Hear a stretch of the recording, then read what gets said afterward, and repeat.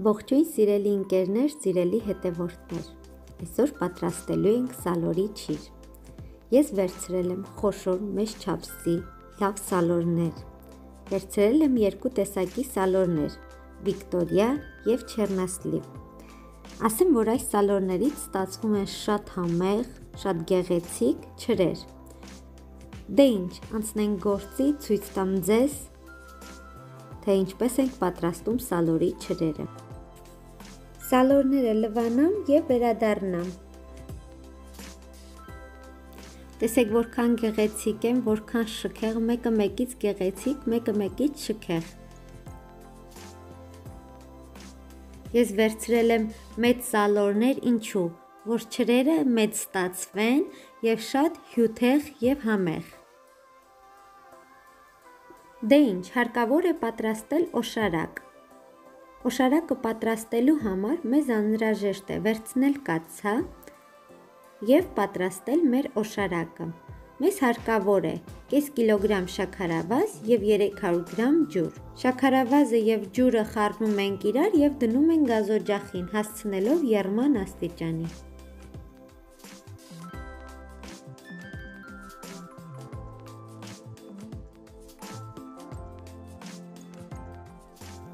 Ինչպես տեսնում եք, արդեն եռում է, եռացող օշարակին ավելացնում ենք 1 թեյիկ թալ լիմոնի աղ։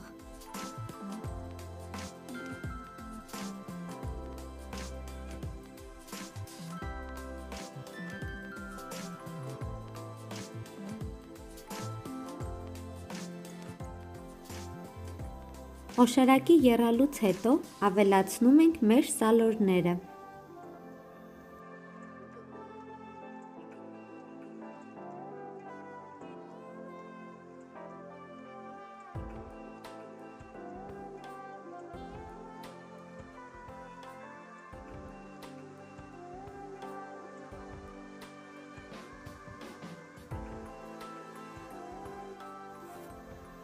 Սալորները պտտում ենք օշարակի մեջ մի քանի անգամ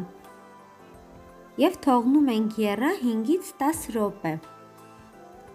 Պետք է նայել սալորներին, եթե սալորները ավելի շատ հասունացած են, պետք է քիչ եռացնել, որպեսզի չկորցնեն իրենց տեսքը։ Եթե ոչ տեսնում եք հնարավոր է շատ եռացնել, կարող եք եռացնել մոտ 10 րոպե։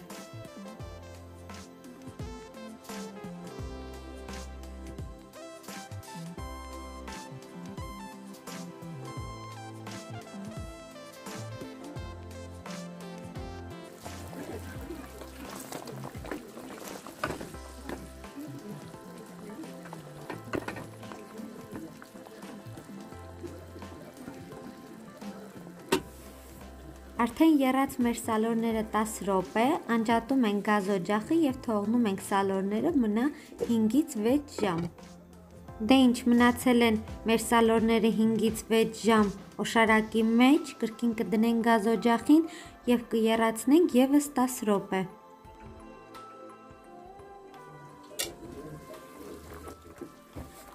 Տեսեք օշարակի գույնը որքան գեղեցիկ է, այս օշարակով կարող եք պատրաստել թթու լավաշներ։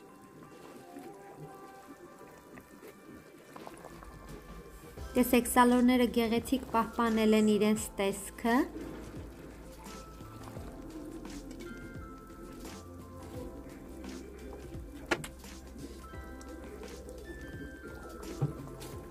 Մոտ 10 րոպե արդեն եռում է մեր օշարակը, կանջատենք գազօջախը և թողնենք ողջ գիշեր մեր սալորները մնան օշարակի մեջ։ Ամբողջ գիշեր մնացել են մեր սալորները օշարակի մեջ, տեսեք անգամ չեն կորցրել իրենց գեղեցիկ տեսքը, ինչ է պետք անել, հարկավոր է վերցնել սկուտեղը և մեր գեղեցիկ սալորները տեղափոխել սկուտեղի մեջ։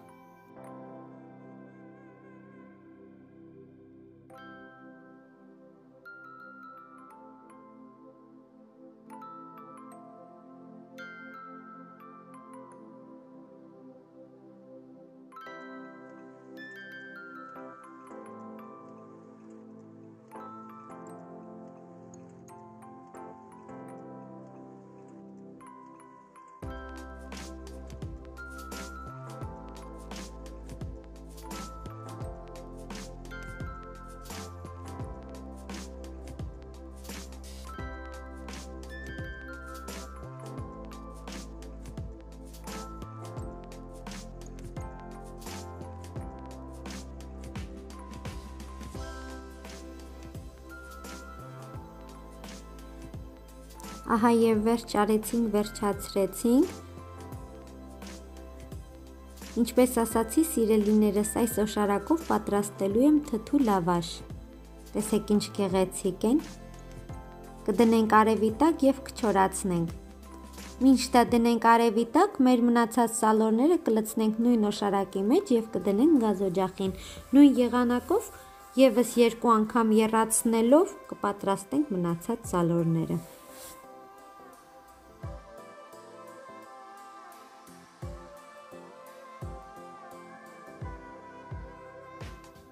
Մեկ օր չորանալուց հետո կհանենք կորիզները։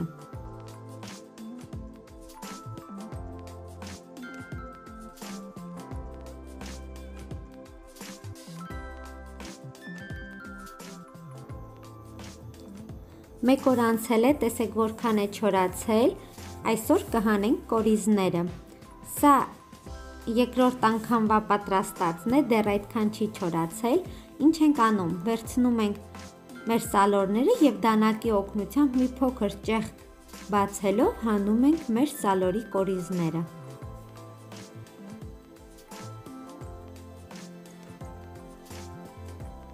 Ահա եւ վերջ, տեսեք չի կորցնում իր տեսքը, գեղեցիկ պահպանվում է։ Այսպես հանում ենք մնացած բոլոր սալորների կորիզները։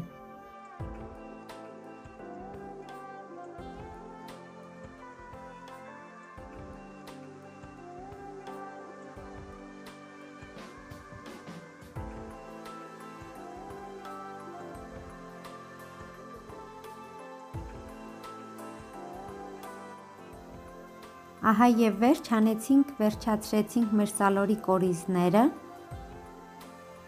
Տեսեք ինչ գեղեցիկ է, եւս 2 օր կդնենք արևի տակ։ 2 օր արևի տակ դնելուց հետո պատրաստ կլինեն մեր սալորները։